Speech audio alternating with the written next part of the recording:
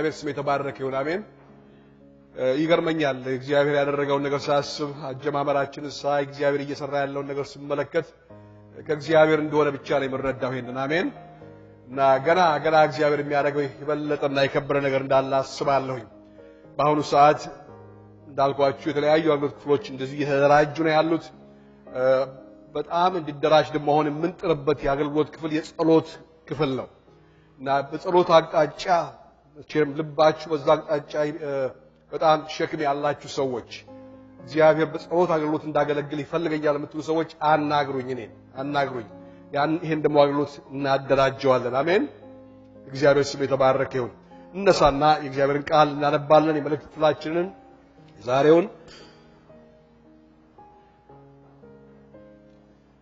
የሐዋርያት ሥራ ምዕራፍ 9 ላይ ታወጡና ከቁጥር 1 እስከ 8 ያለውን ክፍል እናነባለን በዚሁ ቴክስት ላይ ነበር ያለፈው ሳምንት የሰበኩት መልሼ በዚሁ ቴክስት ላይ ሰብካለሁኝ መልእክቱ ትንሽ ወጥ ያለ ይሆናል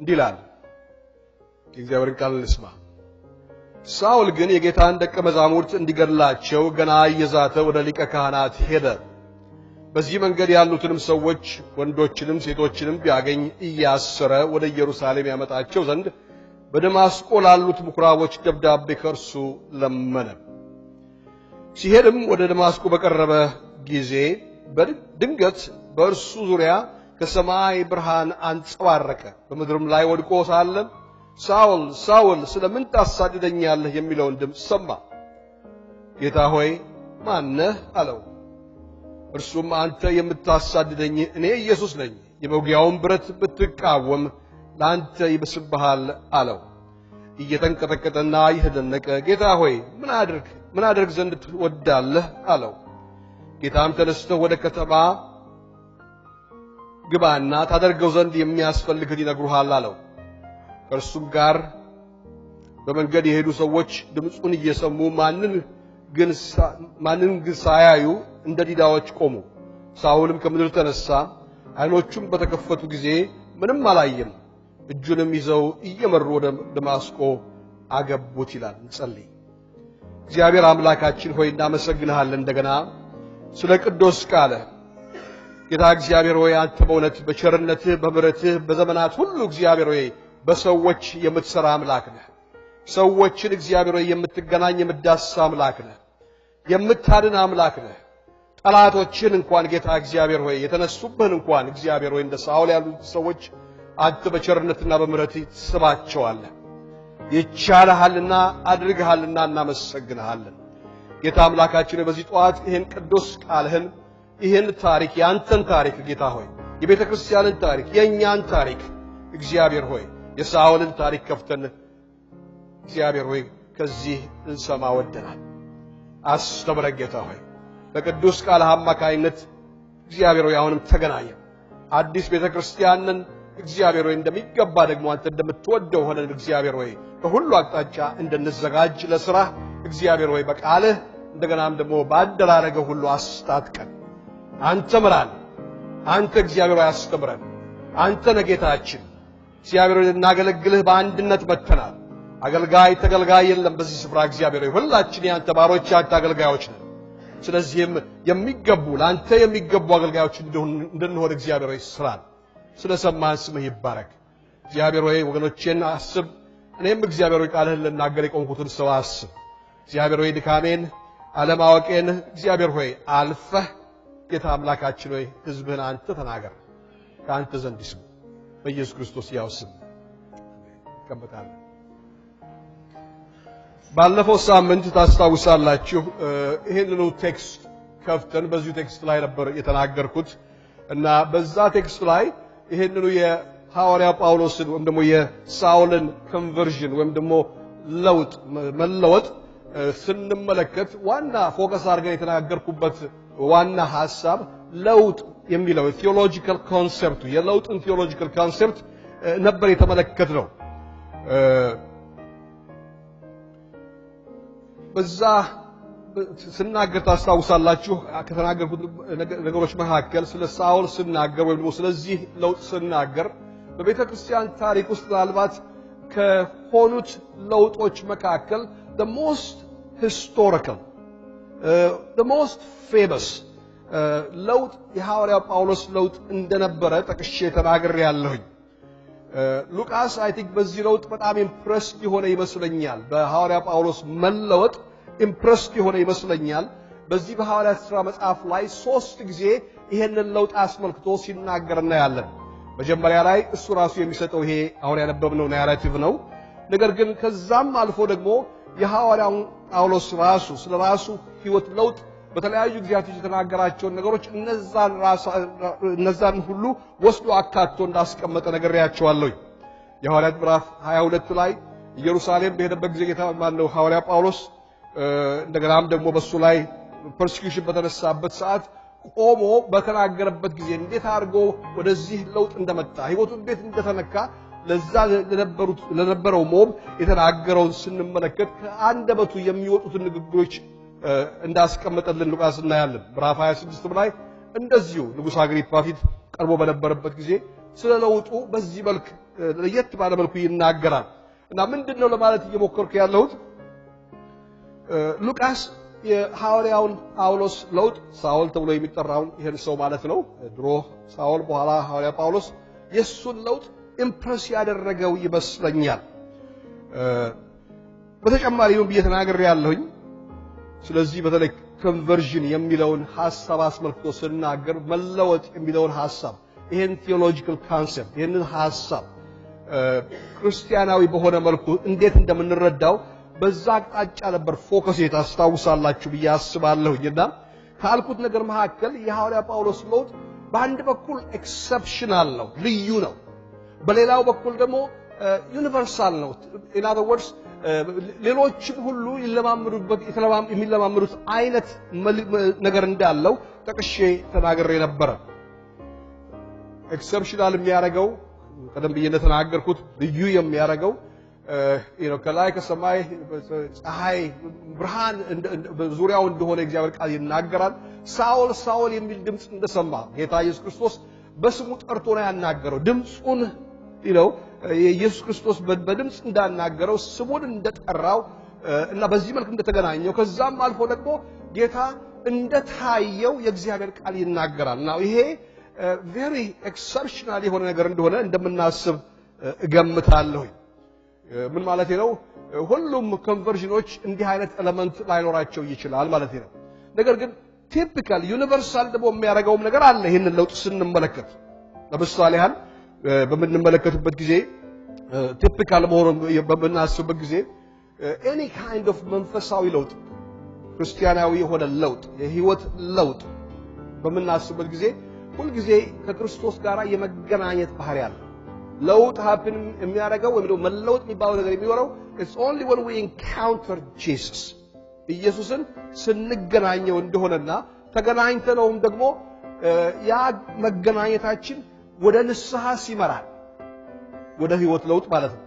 እንደገናም ደግሞ ያ መገናኘታችን ከጌታ ከኢየሱስ ክርስቶስ ጋር በውስጣችን እምነትን የሚያድን ለደህንነት የሚያበቃ እምነት በውስጣችን ሲፈጠር ያ ሁኔታ conversion እንደሆነ genuine የሆነ conversion እንደሆነ ጠቅሼ ተናግሬያለሁ። so any kind of conversion ክርስቲያናዊ የሆነ conversion እነዚህ 3 ኤሌመንቶች ይኖሩታል። ምናልባት ከሰማይ ብርሃን ተገልጧና ይሆናል ክርስቶስን የተነሳውን ክርስቶስ ላናየው እንችላለን፣ ድምጽ ላንሰማ እንችላለን። እነዚህ ነገሮች ግን በእያንዳንዱ genuine በሆኑ ለውጦች ውስጥ ሊኖሩ እንደሚገባቸው ጠቅሼ ተናገርኩኝ። ጨምሬም ያኑ ስናገር እያንዳንዱ genuine የሆነ ለውጥ እግዚአብሔር ጌታ ኢየሱስ ክርስቶስን የማወቅ ፓሽን በውስጥ ይጨምራል። ጌታን ለማወቅ አንተ ማን ነህ ብሎ የጠየቀው ጥያቄ ስምህ ማን ነው ብቻ አይመስለኝም። it's much deeper than that። ከዛ ያለፈ ነገር ነው። ያየውና የተመለከተው ኢየሱስ በክብሩ እንደሆነ ይገባዋል። ብርሃን አይቷል። ጌታ እንደሆነ ገብቶታል። እርግጠኛ ነኝ ጌታ ኢየሱስ ክርስቶስ በተገለጠለት በዛ ሰዓት እጆቹንም ሳያሳየው የቀረ አይመስለኝም። ስሙን አይደለም እየጠየቀ ያለው ነገር ግን I want to know you ማወቅ ፈልጋለሁ። ይሄ ደግሞ የሐዋርያ ጳውሎስ የህይወቱ ዘመን ሁሉ ኩዌስት እንደነበረ ለራሱ ብቻ ሳይሆን ለሚያስተምራቸው ለሚሰብክላቸው ሰዎች ሁሉ የነበረው ፓሽን እግዚአብሔርን ወይም ጌታን እንዲያውቁ እንደነበረ ይሄን ተጠቅሰን ተናገረ ጌታን ማወቅ በውስጥ ይጨምራል ጀንዋይን የሆነ ለውጥ ሌላው ደግሞ ጀንዋይን የሆነ ለውጥ በሰዎች ህይወት ውስጥ የሚፈጥረው ነገር ምንድነው ፈቃዱን ማድረግ የሚባለው ነገር ነው ምን አድርግ ዘንድ ትወዳለህ ብሎ ጠየቀ ጀንዋይን ቼንጅ ወይም ደግሞ ኮንቨርዥን ባለበት ቦታና ጊዜ ሁሉ ጊዜ እግዚአብሔርን የማወቅ ከፍተኛ ፓሽንና ጥማት እንደገናም ደግሞ ፈቃዱን የማድረግ የማወቅና የማድረግ ፍላጎት በሰዎች ውስጥ ይጨምራል አሜን እነዚህ ነገሮች ነበር ያለፈው ሳምንት የተነጋገርነውና ለውጥ ክርስቲያናዊ የሆነ ለውጥ ይሄን አይነት ባህሪ እንዳለው ነበር ተከሽ የተናገርኩት ዛሬ ጧት አሁንም የሐዋርያ ጳውሎስን ኮንቨርዥን ለውጡን ነው ኢንቨስቲጌት የምናደርገው እና የሱን ለውጥ ራሱን ሰውየውን እንመለከታለን ሰውየውን ብቻ ደግሞ ሳይሆን የምንመለከተውና የለውጡን ሁኔታ ብቻ ሳይሆን የምንመለከተው ነገር ግን ከዚህ ሁኔታ ውስጥ በዚህ ለውጥ ውስጥ ለኔና ለናንተ ዛሬ ማለት ነው በዚህ ክፍል ውስጥ አንዳንድ ትምህርቶችን የምንቀስምበት ይሆናል ፓስቶራል የሆነ ለህይወታችን አፕሊካብል የሆኑ ነገሮችን አካፍላችኋለሁ now ሶስት ሐሳቦች ላይ ነው ዛሬ የምናገረው ሜጀር ሐሳቦች የመጀመሪያው ሐሳብ የሳውል ለውጥ የእግዚአብሔር መንፈስ ሶቨሬን የሆነው የእግዚአብሔር ጸጋ ስራ ነበር አሜን it was a sovereign work of grace ቆም ብለን ብንጠይቅ ታሪኩን አንብበን ስላነበብነው የሐዋርያው ጳውሎስን ለውጥ ምንድነው ኮዝ ያደረገው ብለን የጠየቅ እንደሆነ ወይም ፖሲብል ያደረገው ምንድነው ብለን የጠየቅ እንደሆነ መልሱ ሊሆን የሚችለው አንድ ብቻ ነው የእግዚአብሔር ጸጋ የእግዚአብሔር የጸጋው ስራ in other words ኢኒሺዬቲቭ ራሱ የመለወጥ ራሱ መለወጡ ኢኒሺዬቲቭ ራሱ ከሳኦል የመጣ አልነበረም ከኢየሱስ ነው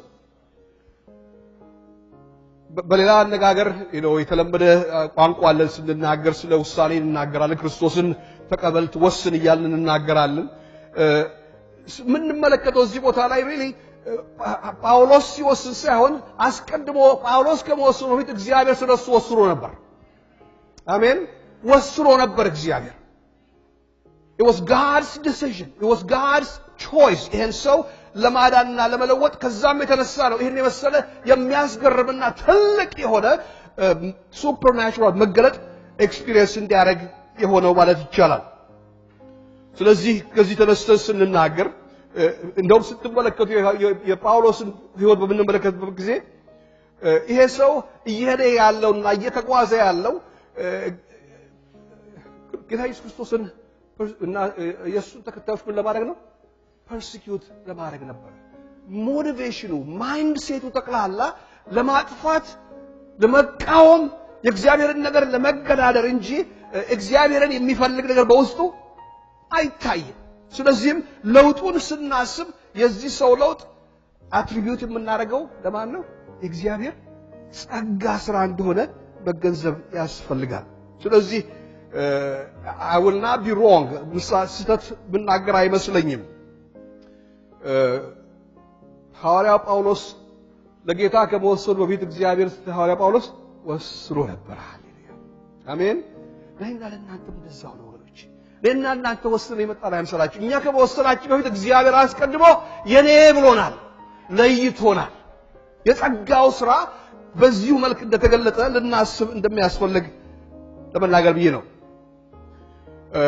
ስለዚህም ይሄንን በሚመለከት ይሄን ሐሳብ አስመልክቶ ለምን እንደዚህ ማለት እንደደፈርኩኝ ነግራችኋለሁ ሶስት ነገሮችን አካፍላችኋለሁ በመጀመሪያ ደረጃ የሐዋርያ ጳውሎስን ስቴት ኦፍ ማይንድ ሲንመልከተው አመለካከቱ አእምሮውን ሲንመልከት ቁጥር 1 ላይ እንዲህ ይላል ሳውል ግን የጌታን ደቀ መዛሙርት እንዲገድላቸው ገና እየዛተ ወደ ሊቀ ካህናት ሄደ በዚህ መንገድ ያሉትንም ሰዎች ወንዶችንም ሴቶችንም ቢያገኝ እያሰረ ወደ ኢየሩሳሌም ያመጣቸው ዘንድ በደማስቆ ላሉት ምኩራቦች ደብዳቤ ከእርሱ ለመነ እያለ ይናገራል ይሄ በተለይ ቁጥር 1 ላይ ያለው ሐሳብ እንዲገድላቸው ገና እየዛተ የሚለው ሐሳብ I mean this guy is a murderer ለመግደል የተነሳ ሰው ነው ለማጥፋት የተነሳ ሰው ነው እየዛተ እንደተነሳና እንደተጓዘ ነው የሚነግረን ሉቃስ እንደሚገርማችሁ ነገር ሐዋርያው ጳውሎስ በሚናገርበት በዚህ ስፍራ ላይ በዚህ መጽሐፉ ላይ 3 ጊዜ አስቀድሞ ከዚህ ክፍል በፊት ምዕራፍ 9 ቁጥር 1 በፊት 3 ጊዜ አስቀድሞ ስለ ሐዋርያው ጳውሎስ ስለ ሳውል የተናገራቸው ነገሮች አሉ የጻፋቸው ነገሮች አሉ ማን ነው ሉቃስ መጀመሪያው የምናየው ምንድነው ብላችሁ ያስተዋችሁ እንደሆነ ይሄ ሰው በስጢፋኖስ ሞት ጊዜና በድንጋይ ተደብድቦ በሚሞትበት ጊዜ he was a participant የነበረ ሰው ነበር ምዕራፍ 7 ቁጥር 58 ላይ የሐዋርያት ሥራ ይላል ከከተማም ወደ ውጭ አውጥተው ወገሩት ይላል ምስክሮችም ልብሳቸውን ሳውል በሚሉት አንድ ጎበዝ እግር አጠገባ ነው እስጢፋኖስ ሲገደል የነበረ ሰው ነው ልብሶቻቸውን አመጣው ሰዎች ሊገሉና በድንጋይ ሊወግሩ ያሉ ሰዎች አመጣው ልብሶቻቸውን ሊዝላቸው የሰጡት ሰው ነው ተባባሪ ነው ከገዳዮቹ ጋር አብሮ የነበረ ተባባሪ የነበረ ሰው እንደነበረ አስቀድሞ ይነገራል ቁጥር 60 ላይ ደግሞ እንዲህ ይላል ተንበርክኮም ይላል ምዕራፍ 7 ላይ ይነገራል ጌታ ሆይ ይህን ኃጢአት አትቁጠርባቸው ብሎ በታላቅ ድምጽ ጮኸ ብሎ ስለ እስጢፋኖስ ይናገርና ይህንን ብሎ አንቀላፋ ካለ በኋላ ሳውልም በርሱ መገደል ተስማምቶ ነበር ይላል he was a conspirator በዚህ ሰው መሞት ላይ ሚና ያለው ሰው ነው በአንድ መንገድ ወይ በሌላ መንገድ ይተባበር የነበረ ሰውና የተስማማ ይገደል ብሎ ያለ ሰው እንደነበረ ይጠቅስልናል ምዕራፍ 8 ደግሞ ስትመለከቱ ቁጥር 3 ላይ እንዲህ ይላል ሳውል ግን በቤተክርስቲያን ያፈርስ ነበር ይላል ወደ ሁሉም ቤት እየገባ ወንዶችንም ሴቶችንም እየጎተተ ወደ ወህኒ ያሳልፈው ይሰጥ ነበር ቤተክርስቲያንን ያፈርስ ነበር ወንዶችንም ሴቶችንም ርህራሄ እንኳን የለውም ሴቶችንም ወንዶችንም የሚያስጨንቅና የሚገል መርደረስ የሆነ ሰው እንደነበረ ነው ሉቃስ ቀደም ብሎ ከምዕራፍ በፊት ጽፎልን የምንመለከተው እንዲገላቸው እየዛተ ይላል ቁጥር 1 ምዕራፍ 9 ወደ ሊቀ ካህናቱ ሄደ ማለት ይናገራል እሺ ይሄ ሰው ክርስቲያኖችን ወይም ቤተክርስቲያንን እያሳደደ ያለ ሰው ነው የሚያፈርስ ሰው ነው በዚህ መንፈስ ውስጥና በዚህ ማይንድ ሴት ውስጥ ያለ ሰው ነው ይሄ በውስጡ ኖሮ ነው ወደ ደማስቆ እየሄደ ያለው ምን ለማድረግ አሁንም ቤተክርስቲያንን ለማፍረስ his mind ጠቅላላ በውስጡ ያለው ነገር ማጥፋትና መግደል እንደሆነ ነው የምንመለከተው እንጂ ጌታ ኢየሱስ ክርስቶስን የመከተል ኢንቴንሽን ጨርሶ እናይበት የሚገርመው ነገር what's even worse በጣም የሚያስደንቃችሁ ነገር ወደ ደማስቆ በሄደበት ጊዜ የሄደበት ምክንያቱ ኢየሩሳሌም ያሳደዳቸው ቅዱሳን ከዛ ሸሽተው ከሱ ወደ ደማስቆ የሄዱትን እነሱን ነው ያባረራል ምህረት የሌለው ጨካኝና ቤተክርስቲያንን የሚያፈርስ ሰው ነበር ሐዋርያው ጳውሎስ ያመለጡትን የሚከተል ማለት ነው እግዚአብሔር ቃል ሲናገር እንደዚህ ነው የሚለው ቁጥር 3 ላይ በዚህ መንገድ ቁጥር 2 ላይ በዚህ መንገድም ያሉት ሰዎች ወንዶችንም ሴቶችንም ቢያገኝ እያሰረ ወደ ኢየሩሳሌም ሊያደርጋቸው ነው ያመጣቸው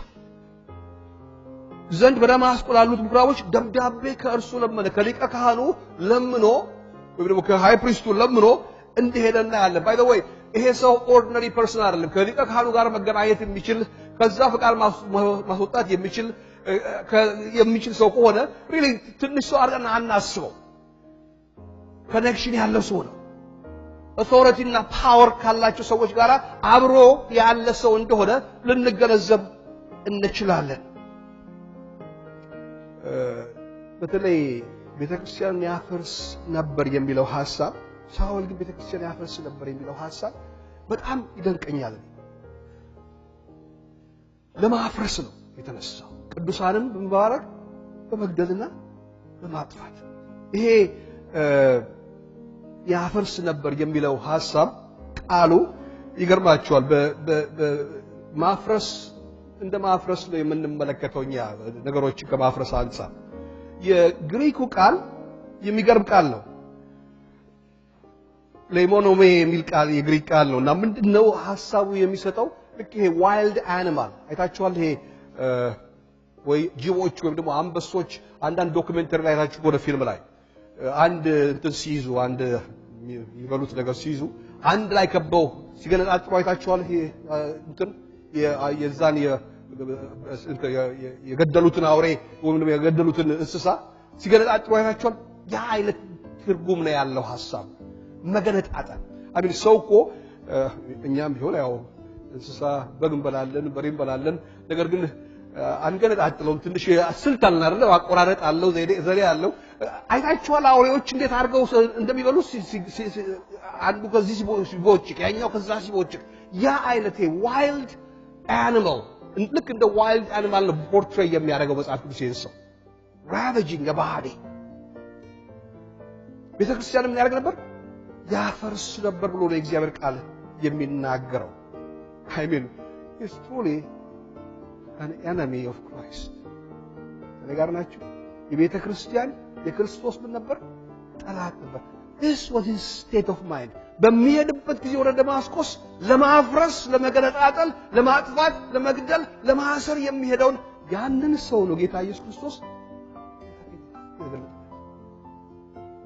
ይሄ የጸጋ ስራ ነው ጨርሶ ዲዘርቭ የማያደርግ ሰው ይሄ ሰው የሚገባው ምንድነው እግዚአብሔር ቁጣ በላዩ ላይ ለድበት የሚገባውን ሰው እግዚአብሔር ለየት ባለ መልኩ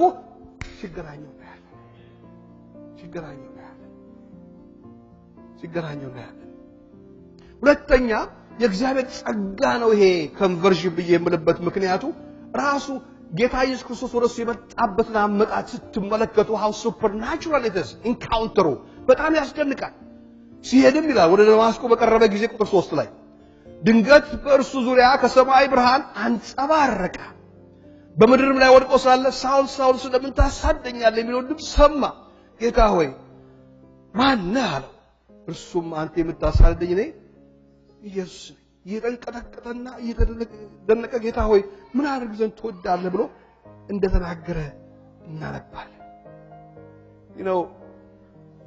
ከኢየሩሳሌም ወደ ደማስቆ ብቻውን አይደለም ሄደው ከሱ ጋር አብሮ በርከት ያሉ ሰዎች ሄደዋል ወደ 150 ማይል እንደሆነ ይነገራል ፕሮባብሊ በግርም ሆነ የሚከረው በዛ ጊዜ ወይ ከእንስሳ ጋር አብሮ ወደ ሳምንት ያህል ይወስዳል ነው የሚባለው እና የሳምንት ያህል መንገድ ከተጓዙ በኋላ ኦልሞስት ከተማ ውስጥ ሊደርሱ ባሉበት ሰዓት ነው እንግዲህ ጌታ out of nowhere ድንገት ይላል አይደል ተገለጠለት ብርሃን በዙሪያው አንጸባረቀ ድምጽ ስሙን የሚጠራ ሳውል ሳውል የሚለው ጌታ ስሙን ያውቃል ጌታ ስማችን ያውቃል አሜን በስሙ ጠራው እንደገናም ደግሞ ይሄንን ከቦታ የተረሳውን ጌታ ተመለከተው a supernatural manifestation ልዩ የሆነ የሚያስገርም የእግዚአብሔር መገለጥ በዚህ ሰው ህይወት ላይ ሲሆን እናያለን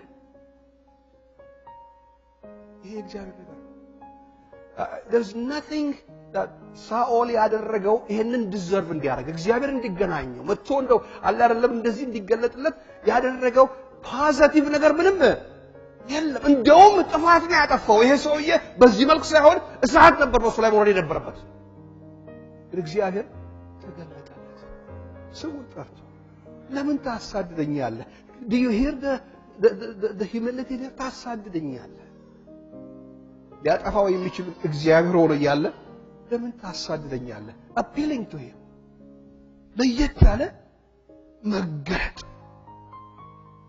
ሳውል ይሄንን ዲዘርቭ እንዲያደርግ ሰው አልነበረም ምናየው ፒክቸር እዚህ ቦታ ላይ ጳውሎስ ሳውልን በሚመለከት ሲናገር ቤተክርስቲያንን የሚያፈርስ ዋይልድ አኒማል እንደሆነ ነው የምንመለከተው ስለዚህ ይሄ ሰው ጨርሶ የእግዚአብሔርን ጸጋ ዲዘርቭ የሚያደርግ አልነበረም እግዚአብሔር ግን የጸጋ ትርጉሙ ይሄ አይደለም ዲዘርቭ ለማያደርጉ አይደለም የሚሰጠው እግዚአብሔር ዲዘርቭ ለማያደርጉት ጨርሶም ጠላት ለሆነው ለዚህ ሰው ራሱን ሲገልጥለትና ጸጋውን ሲሰጠው እንመለከታለን what a story የሐዋርያ ጳውሎስ በለውጥ የእግዚአብሔር ጸጋን ስራ ነው የሚያሳየን አሜን ይሄን ነው የሚያሳየን ይሄን ነው የሚያመለክተን ሶስተኛው የሚገርማችሁ ነገር አሁንም በዚሁ አቅጣጫ እግዚአብሔር ጸጋ እንደሆነ የምንመለከትበትና የምንረዳበት አንዱ ሌላው ነገር የራሱ የሐዋርያ ጳውሎስ ንግግር የተናገራቸው ነገሮች በጻፋቸው መልእክቶች ላይ በጣም ያስደንቀኛል። አንደኛ ገላትያ ምዕራፍ 1 ላይ ቁጥር 15 16 ላይ እንደዚህ ይላል ነገር ግን በእናቴ ማህፀን ሳለሁ የለየኝ በጸጋውም የጠራኝ እግዚአብሔር በአሕዛብ መካከል ስለርሱ ወንጌል ልሰብክ ዘንድ ልጁን በእኔ ሁኔታ ሊገልጥ በወደደ ጊዜ ያችን ሞመንት ጌታ በዚህ መልክ የተገለጠለትን ሞመንት ሲገልጠው በዚህ መልክ ነው የገለጠው። ዲዘርቭ እንደማያረግ የለየውም በእናቱ አጸምሳ ይሄ ሰው እኮ ጠላት ሆኖ ጌታን እየተዋጋ ያለ ሰው እሱ ግን አስቀድሞ ጌታ ኢየሱስ ክርስቶስ ገና ሳይወለድ አውቆት ልክ እንደ ኤርሚያስ አሜን ይሄንን የተገነዘበ ሰው ነው። እኔ እንዲህ ስለሆንኩኝ እኔ ስለሚገባኝ ብሎ ስለራሱ አይደለም የሚናገረው። ስለመለወጡ ሲናገር የእግዚአብሔርን ጸጋ ነው አጉልቶ የሚናገረው ሐዋርያው ጳውሎስ። ምክንያቱም መለወጡ የእግዚአብሔር ጸጋ ስራ ነው። አሜን የእግዚአብሔር ጸጋ ስራ ነው። ምዕራፍ 3 ላይ ፊልጵስዩስ 12 ላይ እንዲህ ይላል ነገር ግን ስለርሱ በክርስቶስ ኢየሱስ የተያዝሁበትን ያን ደግሞ ይዛለሁ ብዬ ፈጥናለሁ። የተያዝሁበትን ተይዣለሁ እኮ ነው የሚለው ይዘንድ እፈጥናለሁ። ይሄ ቃል መያዝ የሚለው ቃል አሁንም ግሪኩን ብትጠቅስላችሁ ደስ ይለኛል። ካታላምቦ የሚል ቃል ነው እና ትርጉሙ ምንድነው? በቁጥጥር ስር መደረግ ማለት ነው። አሰረኝ ጌታ በቁጥጥሩ ስር። ተመልከቱ ሊያስር የሚሄደውን ሰው ጌታ እሱ አሰረው አስቀድሞ። ሰዎችን በቁጥጥር ስር ሊያረግና እስር ቤት ሊያመጣ የመጣውን ሰው ጌታ ምን ያደረገው? በቁጥጥር ስር ሆኛለሁ ነው የሚለው። እግዚአብሔር በቃ በዛ በታላቅ መገለጡ ጌታ ኢየሱስ ክርስቶስ ይሄን ሰው ምን አደረገው? ማረከው፣ የራሱ አረገው። በቁጥጥሩ ስር እንዳደረገው ይናገራል። እና ወድስ ይሄ ሁሉ የምናገረው ምን ለማለት ነው? የዚህ ሰው መለወጥ የእግዚአብሔር ጸጋን ስራ የሚያመለክት ምሳሌ ነው። አሜን እንደዛ ነው። ስታዩት ታሪኩን ስታነቡት ሉቃስ በጻፈው መልኩ ስንመለከተው ጨርሶ ክርስቶስን የመከተል ኢንቴንሽን እንዳለው አናይ። ይሄድ ያለው ለማጥፋት ነው። ጌታ ግን ጠቅላላ ሐሳቡንም ማንነቱንም ጨርሶ ለማጥፋት ለወጠው። የእግዚአብሔር ስራ ሃሌሉያ ክብር ለማን ይሁን? ለጌታ ለአምላካችን ነው። የእግዚአብሔር ጸጋ ስራ እንደሆነ ስንነጋገር ሁለተኛው ዋናው ሐሳቤ ውስጥ እየገባው ነው። ስለ እግዚአብሔር ጸጋ በምንናገርበት ጊዜ የሰውንም ሮል አብሮ መጥቀስ አስፈላጊ ይመስለኛል ነገሮችን ሚዛናዊ ለማድረግ። ኢኒሺዬቲቭን የወሰደው እግዚአብሔር ነው አስቀድሞ ከጳውሎስ በፊት ከሳውል በፊት ብለን ካልን ይሄ ሚስአንደርስቱድ እንዳይደረግ በሚል እነዚህ ነገሮች እናገራለሁ። እሺ ድንገት የሚለው ቃል አንዳንዴ ስንመለከተው ዝም ብሎ እንደው ድንገት አዚፍ ከዛ በፊት ያ ነገር ከመሆኑ በፊት ምንም ነገር እንዳልነበር አድርገን እንድናስብ አያስፈልግም። የተገለጠለት መገለጥ ድንገት ነው። ባልጠበቀውና ባላሰበው ሁኔታ ውስጥ በደማስቆስ መንገድ ላይ ባለበት ጊዜ እግዚአብሔር ተገለጠለት፣ ክርስቶስ ተገለጠለት። ነገር ግን ይሄ በሚሆንበት ጊዜ ከዛ ቀደም ብሎ የነበሩ ፕሪፓሬሽኖች እንደነበሩ እንድናስብ ፈልጋለሁ። It just did not come out of nowhere. There was something happening. በዚህ ሰው ህይወት ውስጥ እየሆነ የነበረ ነገር እንደነበረ እንድናስብ ፈልጋለሁ። you see የዚህ ሰው መለወጥ በምንመለከትበት ጊዜ በቁጥጥር ስር ሆነ እያልኩም ስናገር ጨርሶ ምርጫ እንደሌለው አድርገን ማሰብም የለብንም። እነዚህን ነገሮች አብረን እንድናያቸው ስለፈለኩኝ ነው። መጀመሪያ ተመልከቱ። ይሄ የመውጊያውን ብረት ብትቃወም ይላል ላንተ ይብስብሃል። ጌታ ተገለጠለት፣ ድንገት ተገለጠለት። ግን ወኒ ስንመለከት መጽሐፍ ቅዱስንና ጠጋብ ለምን ስናጠና ጌታ ኢየሱስ ክርስቶስ ኦቨር ታይም ከዛ በፊት ራሱ ይሄን ሰው ሲገናኘው እንደነበረና ምንድን ነው የሚሉት he was messing with him አስቀድሞ ይነካካው ነበር ከኔ ጋር ናችሁ እንዲሁ ዝም ብሎ ድንገት የሆነ ነገር እንዳልሆነ እንድናስብ ፈልጌ ነው ሄድ የምናገረው ምዕራፍ 9 ቁጥር 5 ላይ ሳውል ስለምን ታሳደኛለህ የመውጊያውን ብር ብትቃወም ላንተ ይብስብሃል ይሄ የመውጊያው ብረት የሚለው ሐሳብ የምሳሌያዊ አነጋገር እንደሆነ ይነገራል በግሪኮች አካባቢና በላቲኖች አካባቢ አይሁዶች ቢጠቀሙበት እንደነበረ ነው የምንረዳውና የበሬ የሚያርስ በሬ አይደለም ተጠብዶ የሚያርስበት ጊዜ በዛ ጊዜ እኛ ሀገር እንዴት እንደሆነ አላውቅም በታቁ ሰዎች ነግሩኝ ያላችሁ አርሻ አላውቅም በሬ ግን በዛ ጊዜ በሬዎቹ ላይ መስመራቸውን እንዳይለቁና እነሱን ዳይሬክት ለማድረግ በጎንና በጎን የሚሆን ብረት ነገር አለ አቅጣጫቸው ሲቀይሩ ምን ያደርጋቸዋል እንትን ቢለው ሰው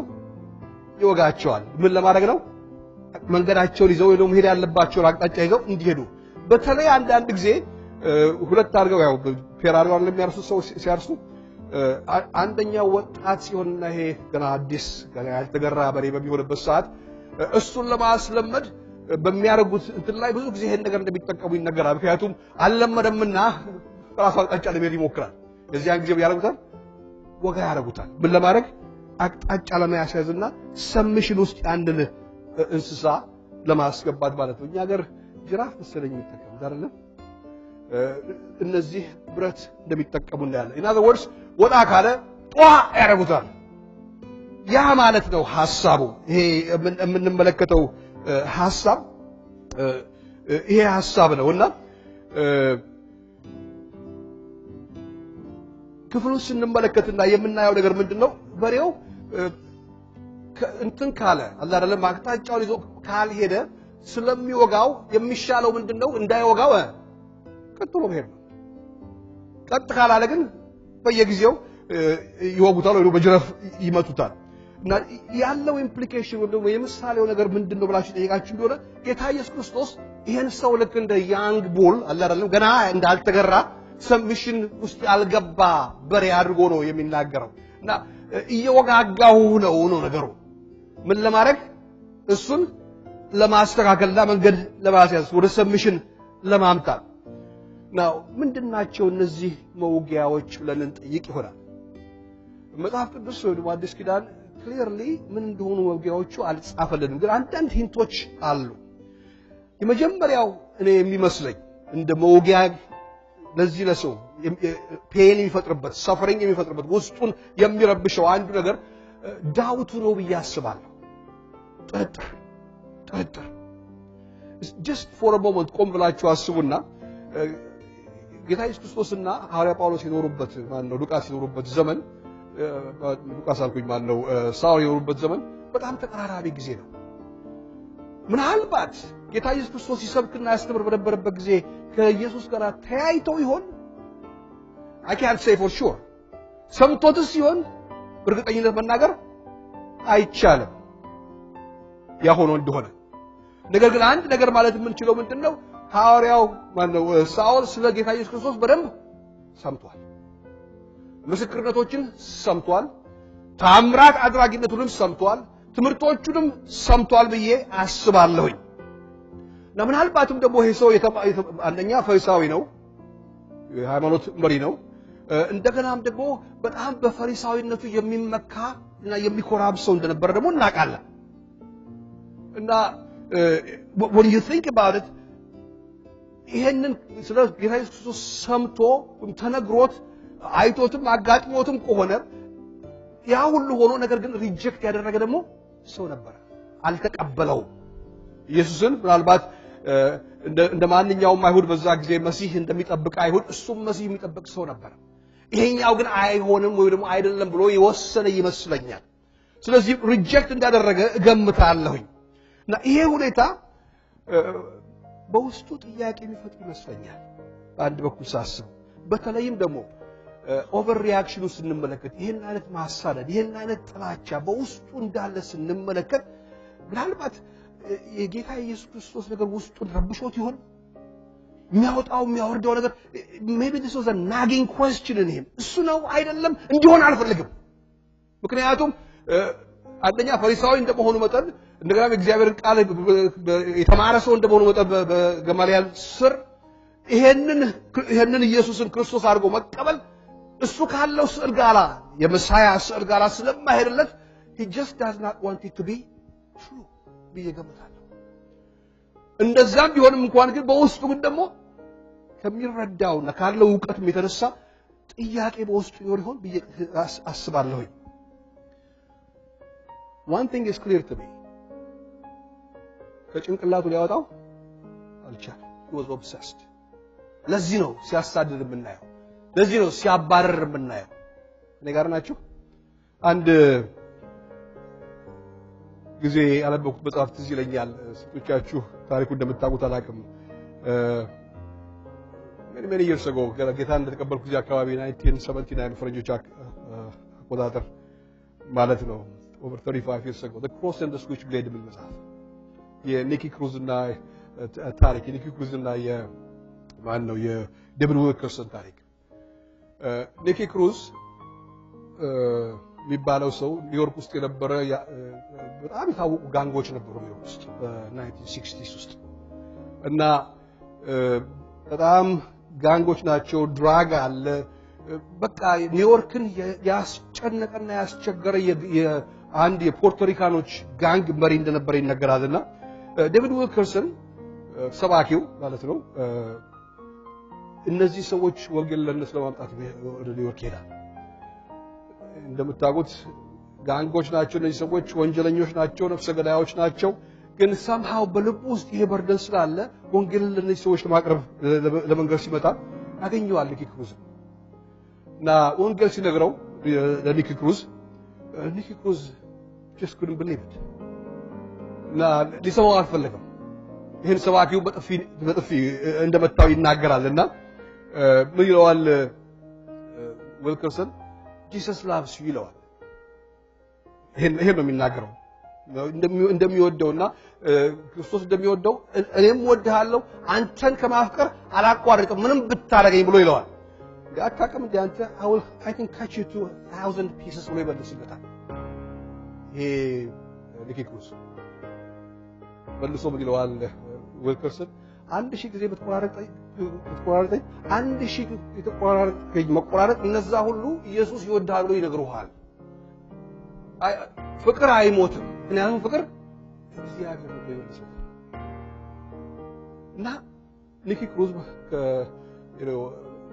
ከዚህ ጊዜ በኋላ ጌታን ያገኛል ጌታን ካገኘ በኋላ ሲመሰክር እንዴት ወደ ጌታ እንደመጣ ሲናገር ያ የተናገረው እንደዚህ ደፍሮሱን መናገር መቻሉ ይገርም የሚችለው ሰው ኢየሱስ ይወዳል ብሎ መንገር መቻሉ እና ያቺ ቃል ያቺ ፍሬዝ ውስጥ ገብታ ጨርሶ ከዛ ጊዜ ጀምሮ ጌታን ሲቀበል ድረስ ዘተቀው እንዳልቻለች ይናገራል ውስጡ ገብታለች it was bothering him ከኔ ጋር ናችሁ it was bothering him in other words አንድ ነገር ውስጡ ተተክሏል he was fighting it የተቃወመው ነበር ይታገለው ነበር ነገር ግን ውስጡ የተተከለ ነገር አለ ያም ኢየሱስ ይወዳል እነዚህ 1000 ቦታ እንኳን ብቆራረጠኝ 1000 የተቆራረጥኩት በቆራረጥ ኢየሱስ ይወዳል ይያሉ ይነግሩሃል ፍቅር እንደሆነ አይሞትም ያለው ነገር ያ እንደነበረ በውስጡ የመለወጡን ነገርና ወደ ጌታ እንዲመጣ ያደረገው ይናገራል ኒኪ ክሩዝ ባይ ዘ ወይ ፊልም ቅርብ ጊዜ ወጥቷል የኒኪ ክሩዝ ታሪክ ይሄን በሚመለከት መጽሐፉን ያነበባችሁ ሰዎች ፊልሙ ማየት ይችላልላችሁ 1000 pieces ይባልና ምን ለማለት ነው ሳውል በውስጡ ጥያቄዎች ኖረውት ይሆን ከሰማቸው ነገሮች ካያቸው ነገሮች በኋላ ዘረዝራቸዋለሁ እነዚህ ነገሮች በውስጡ ልዩ የሆነ ጥርጣሬ ኖሮት ይሆን ነው አይደለም እንዲሆን አልፈልገው ይሄ ውስጡ ያለው ተርሞይልና ያ የውስጡ ክርክር እሱ ራሱ የቻለ ምንድነው ኢሞሽናል ተርሞይል ነው ምናልባት ጌታ በውስጡ ያስቀመጠው ሁለተኛው ምናልባትም መውጊያ ብዬ የምለው ነገር የስጢፋኖስ ነገር just think about ስጢፋኖስ ሲሞት ነበር ሲተባበር ነበር ጨርቁን ሲይዝ ነበር እንደውም የሚገርማችሁ ነገር ምዕራፍ 6 መጨረሻው ላይ ሲያበቃ ሲናገር ማን ነው እስጢፋኖስ ቢናገርበት ሰዓት በሸንጎም የተቀመጡት ሁሉ ትኩር ብለው ሲመለከቱ እንደ መላእክት ፊቱን አዩት ብሎ እግዚአብሔር ቃል ይናገራል። እኔ ሐዋርያ ጳውሎስ ያንን የሚያይ ይመስለኛል ነበር በዛ ጊዜ አካባቢ እንደ መልአክ ፊቱን ያየ ይመስለኛል። ቢወድም ባይወድም ሊቀበለው ቢፈልግም ባይፈልግም ግን የሚያየውን ነገር ሊክደው ጨርሶ አይችልም። እነዚህ ነገሮች በውስጡ ልዩ የሆነ ኢምፕሬሽን እንደሚያስቀምጡና በውስጡ ልዩ የሆነ ጥያቄ እንደሚፈጥሩ ጥያቄ ነው። ላይፈልገው ይችላል፣ ላይቀበለው ይችላል። ምክንያቱም ብዙ ዋጋ ያስከፍለዋል። ክርስቶስን ጉራው ስለዛ አስተውሳላችሁ ምዕራፍ 3 ላይ አይደለም እኔ ከአይሁድም የቢንያም ዘር የሆንኩኝ ፈሪሳዊ የነበርኩኝ በጽድቅ እንደዚህ ወርስ ትምክቱን ሲናገር ታያላችሁ። he had a lot to lose ምናልባት ያ ይሆን ብያስባለሁ። በውስጡ ጌታ እየታገለው እየተዋጋው ነው፣ ሊለውጠው እየሰራ ነው ጌታ ኢየሱስ ክርስቶስ። መውጊያ የሚለው ይሄንን ይሆን በውስጡ ተርሞ ይላል። እንደውም እኔ ሲመስለኝ ኦቨር ሪአክሽኑ ማሳደዱ ከሀገር ክርስቲያኖች ማሳደዱን ስመለከት የውስጡ ያለውን ጭቅጭቅና ክርክር ያንን ለማስታገስ ይመስለኛል። ካርል ዩንግ የሚባል የአናሊቲካል ሳይኮሎጂ አባት ብሎ የሚጠራ ሰው ስዊስ ሰው እንዲህ ብሎ ተናገረ። fanaticism obsession ወይም ደግሞ ራዲካልነት is found in individuals who are compensating for secret doubts. ራዲካል የሆነ ሐሳብና ከሚገባ በላይ የሚሆኑ ውጫዊ የሆኑ ሪአክሽኖች ውስጥ ያለን የውስጥ ክርክርና ጥርጥር ለማስታገስ የሚደረጉ ናቸው። እኔ እግዚአብሔር ምናልባት ጌታ ኢየሱስ ክርስቶስ ይሄን በሚልበት ሰዓት እና ይሄን ሰው በሚናገርበት ሰዓት ማለትም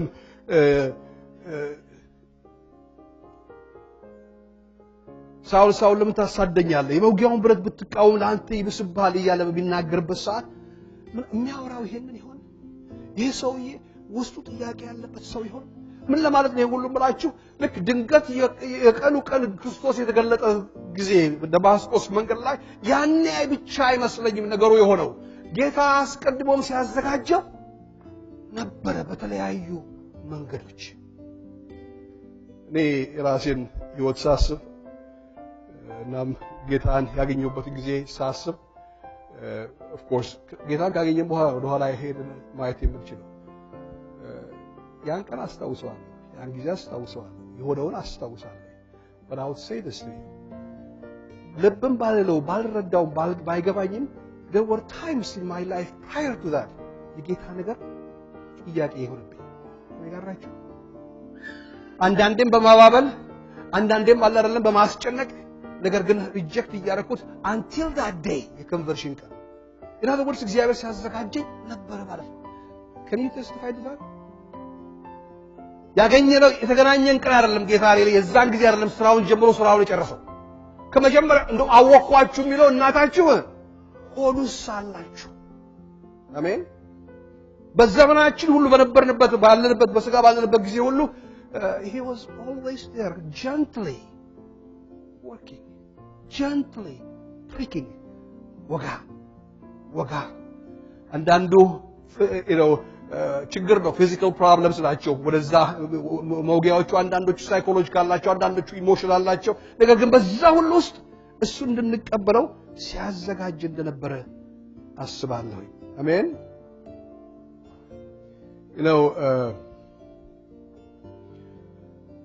ለዚህ ነው እንደውም ሳስበው ሐዋርያ ጳውሎስ የእንትናን የማን እስጢፋኖስን ያደረገውን ነገር ስናስብ ሲጸልይላቸው በድንጋይ ቀጥቅጠው ሲገሉት እዛ በነበረበት ሰዓት ተስማምቶ በነበረበት ሰዓት አትቁጠርባቸው ብሎ ያቸውን አትቁጠርባቸው ብሎ በታላቅ ጮህ ይላል። ይሄ ሰው እዛ ነበር። እነዚህ ነገሮች ሁሉ በውስጡ ኢምፕሬሽን ማይተው ይመስላችኋል? I think they do. አሜን። እነዚህ ነገሮች I think were those በኔ መረዳት ጌታ የተጠቀመባቸው ነገሮች እንደሆኑ አስባለሁ። አሜን። ስለዚህ የስ በአንድ በኩሉ ሰደን ነው። በደማስቆስ መንገድ ላይ በነበረበት ጊዜ ጌታ ድንገት ተገለጠ። ነገር ግን በሌላ በኩል ስንመለከተው ደግሞ የእግዚአብሔር ጸጋ ግራጁዋልም ነው። እንደገናም ደግሞ ምንድነው? ግራጁዋል። ኦኬ ግራጁዋል እንደሆነ እንድናስብ እንደገና ደግሞ ጀንትል እንደሆነ እንድናስብ ስለፈለኩኝ ነው። in other words የተለወጠ እንግለታ አይደለም ጌታ በእኛ ህይወት ውስጥ መስራት የጀመረው ለማለት ያህል ነው። and it's not going to be any different in Paul's የእግዚአብሔር ጸጋ በሰዎች ህይወት ውስጥ ሲሰራ እና በሚሰራበት ሰዓት ግዴታም አይደለም፣ በግዴታም ኃይልም አይደለም። of course በድንገት ተገለጠለት። ይሄ ሰው ሰሚት ሲያደርግ እንመለከታለን። ግን ጌታ ኢየሱስ ክራሽ አላደረገው ባርጎታል አላደረገው ማለት ነው። in other words በምድርም ላይ ወድቆ ሳለ ሳውል ስለምን ታሳደኛለህ የሚለው ድምጽ ሰማ። ጌታ ሆይ ማን ነህ አለው። እርሱም አንተ የምታሳደኝ ኢየሱስ ነኝ። እየተንቀጠቀጠ ሄደና ጌታ ሆይ ምን አድርግ ዘንድ ትወዳለህ አለ። አእምሮውን አላጣም። he knew what was happening። ማን ነህ ብሎ እየጠየቀ አይደለም እንዴ? he did not crash it። ፐርሰናሊቲው እንዳለ ነው፣ ፈቃዱ እንዳለ ነው። yes እግዚአብሔር ስለሱ ወስኗል። ነገር ግን ከዛ በኋላ የሚመጣ ውሳኔ ደግሞ አለ። እግዚአብሔር ከነካው በኋላ ይሄ ሰው ሪስፖንደር ማድረግ አለበት። አሜን ማድረግ አለበት። he did not lose his mind።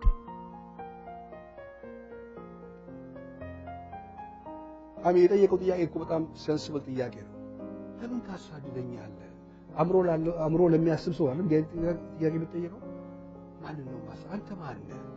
do you see his mind, his faculties working? in other words totally control አድርጎት አእምሮውን ጨርሶ ወስዶ አይደለም ነገሮችን ያደረገው። this man was still in his right mind። እንደገናም ደግሞ ማድረግ ዘንድ ትወዳለህ ብሎ ሲጠይቅ ፈቃዱን ምን እያደረገ ነው? ስለዚህ ድንገት ነው ማለት ነው። ወይም ደግሞ የእግዚአብሔር ጸጋ በሰዎች ህይወት ውስጥ በዚህ መልክ ይሰራል በምንልበት ጊዜ እግዚአብሔር ይወስናል ስለኛ በምንልበት ጊዜ ያ ማለት እኛ የራሳችን ፓርት የለባታል። እግዚአብሔር ሲነካል እግዚአብሔር በዘመናት ውስጥ ሲነካካል ይቆያል። በራሱን ደግሞ ለየት ባለ የሚገልጥበት ጊዜ ለውሳኔ የሚሆን ጸጋ እግዚአብሔር ይሰጣል። አሜን። ይሄ ሰው ተለወጠ። የእግዚአብሔር ጸጋ እንደነካውና ያለን ኦ ሃሌሉያ። now በዚህ ሐሳብ ጨርሳለሁ። ሶስተኛ ሐሳብ ምንድነው? የዚህ ሰው ለውጥ ኢምፕሊኬሽኑ ለኛ ምንድነው ብዬ አሰብኩ። what are some pastoral things that I can share with you ብዬ አሰብኩ። አንደኛው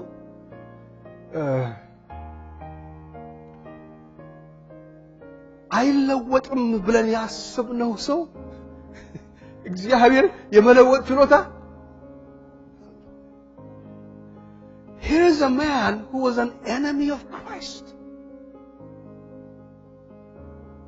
አንዳንዶቻችን ምናልባት ቤተሰቦች ይኖሩናል፣ loved ones ባሎች፣ ሚስቶች፣ ዘመዶች፣ ወገኖች ጸልይላቸው እንደውም በጸለይን ቁጥርና ትባል ቁጥር ከመለወጥ ይልቅ እንደውም ሃርደንድ የሆነ ልባቸው የሄዱ ሰዎች አጋጥሞ ይሆናል ዘመዶቻችን። I'll tell you this እግዚአብሔር ማንንም መለወጥ ይችላል። don't give up on them። አሜን። ማንንም ይሁኑ እሱ በቃ ሃርድ ኬዝ ነው፣ እሷ ሃርድ ኬዝ ነች፣ አትለወጥም፣ ይሄን ያህል ሁሉ አመት ጸልያለሁ ብላችሁ ካላችሁ remember Paul አዲስ የሱን ያህል ቤተክርስቲያን እያፈረሱ አይደሉም ያሉት። ትእዛዝ ተቀብለው ወጥተው ሰዎች እየገደሉ አይደሉም ያሉት። ለዚህ ሰው ተስፋ ካለ ለዘመዶቻችን ተስፋ አለ። ልክ በዚህ ሰው ላይ ጌታ ኢየሱስ ክርስቶስ ይሰራ እንደነበረው ግራጁዋሊ መውጊያውን ያስቀምጥ እንደነበረ believe me God is working on them። አይታይ ይሆናል ለነሱም አይታያቸው ለኛም አይታየንም። እኔ እግዚአብሔር በኔ ህይወት ውስጥ ግራጁዋሊ ሰራ የነበረው ነገር ያየሁት መቼ ነው? ከተለወጥ በኋላ ነው። ለካ እንዲህ ሆነ፣ በዚህ ጊዜ እንደዚህ ነው ለካ ለወርስ አይኔ ሲበራ ነገሬ ሲገለጥ የእግዚአብሔር ሥራ ወደ ኋላ ሄጄ ማየት ቻልኩኝ። አሁን አያዩትም ላዩት ይችላሉ። but God is still working in their lives. Don't give up on them. Amen. If you give up on them, then who's going to pray for them? ለራሳቸው አይጸልዩም፣ ጌታን አያውቁትም። ካህናቶች እኛ ነን አይደለም እንዴ? የካህን ስራ ምንድነው? በእግዚአብሔርና በኃጢአተኛ መካከል ወይ በሰዎች መካከል መግባት ነው አይደል እንዴ? You are the priest that should pray for them. You are that person. Amen. God has not given up on them. ስለዚህም we should not what? Give up on our loved ones. ተስፋ ቆርጣችሁ ከሆነ ከዚህ በፊት don't anymore. ሁለተኛው ፓስቶራል የሆነ ሜሴጅ እግዚአብሔርን ጸጋ ከተቀበል በኋላ ከእግዚአብሔር ጋር ውጊያ አንግጠም። የመውጊያውን ብረት ብትቃወም ላንተ ይብስብሃል። ይሄ ሐሳብ ጌታን ለማያውቁ ሰዎች ብቻ የሚሰራ አድርገን አናስበው። የተለወጡም ሰዎች ላይ የሚሰራ እንደሆነ አስቡ። ጸጋው ከተገለጠለት በኋላ ልዩ በሆነ ሱፐርናቹራል መልኩ ጌታ ኢየሱስ ክርስቶስ ራሱ ከገለጠለት በኋላ ነው ይሄንን ነገር የተናገረው አይደለም እንዴ? ፊቸሪስቲክ ሚኒንግም እንዳለው እንድታስቡ ያለፈ ብቻ ሳይሆን ፊቸሪስቲክም እንደሆነ እንድታስቡ። ስለዚህ ሐዋርያ ጳውሎስ እንዳይበስበት ምን ማድረግ ነበረበት? እጅ መስጠት ነበረበት። አሜን።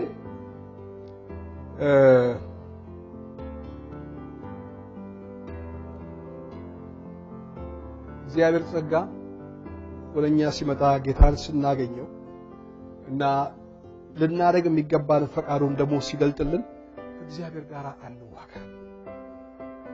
እጅ ለቆሮንቶስ ሰዎች ሲጽፍ ሐዋርያ ጳውሎስ ብሎ አለ ምዕራፍ 6 ቁጥር 2 ቆሮንቶስ ምዕራፍ 6 ላይ የእግዚአብሔርን ጸጋ በከንቱ እንዳትቀበሉ ደግሞ እንለምናለን። በተወደደ ሰዓት ሰማሁ በመዳንም ቀን ረዳሁ ይላልና እነሆ የተወደደው ሰዓት አሁን ነው፣ እነሆም የመዳን ቀን አሁን ነው። ይሄን የጻፈው ለማን ነው? ላመኑ በጌታ ላሉ ሰዎች እና የተቀበላችሁት ጸጋ በከንቱ እንዳይሆን እያለ ይናገራል። in other words ከጌታ ጋር እንዳንዋጋ እጅ መስጠት እንነበር። እጅ አንሰጥም ብንል የሚመስለው ለማን ነው? ለአንተ ይመስልሃል ያለው አይደል ጌታ? አሜን። ለአንተ ይመስልሃል ያለው ጌታ። እጅ ስጡ፣ እጅ ንስጥ ለፈቃዱ፣ ለሐሳቡ፣ ለሚለና ለሚፈልገው ነገር። ሶስተኛ ፓስቶራል ሐሳብ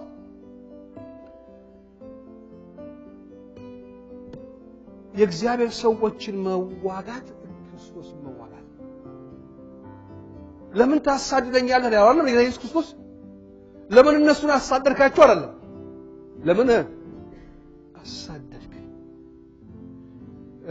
ጥንቃቄ ማድረግ ይኖርብናል። እግዚአብሔር ሰዎች የሆኑ ሰዎች በእግዚአብሔር ሰዎች ላይ እጆቻችንን እንዳናነሳ ጥንቃቄ ምክርም እንዳለ እንድናስብ ለመናገር ስለፈለኩኝ ነው።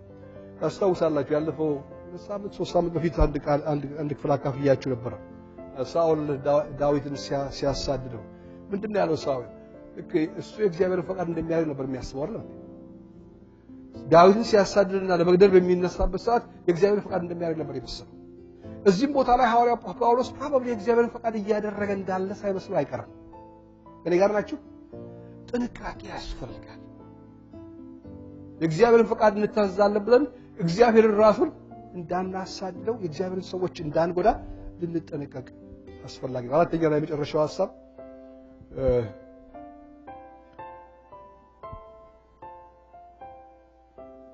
ምንም አይነት ትእዛዝ ይውጣ፣ ምንም አይነት ደብዳቤ ይጻፍ በእግዚአብሔር ሰዎች ላይ እግዚአብሔር ያለው ብቻ ነው እግዚአብሔር ሰዎች ላይ። የሳኦልን መንገድ ስትመለከቱት አካሄዱ ምን ለማድረግ ነበር? ሰዎችን ለመያዝና ለማሰር ነበር፣ ለማምጣት ነበር። ስልጣን አለው፣ ደብዳቤ አለው፣ ሊያደርግ የሚችልበት ነገር ሁሉ ተሰጥቶታል። ነገር ግን ይሄ ሰው ያሰበውን ሊያከናውን አልቻለም። ከዛም ያለፈና የበለጠ ባለ ስልጣን አለ። ሃሌሉያ አሜን። ስልጣኑን የጻፈውን ደብዳቤ ወይም ደግሞ ያንን ስልጣን የሚሽር ጌታ አለ።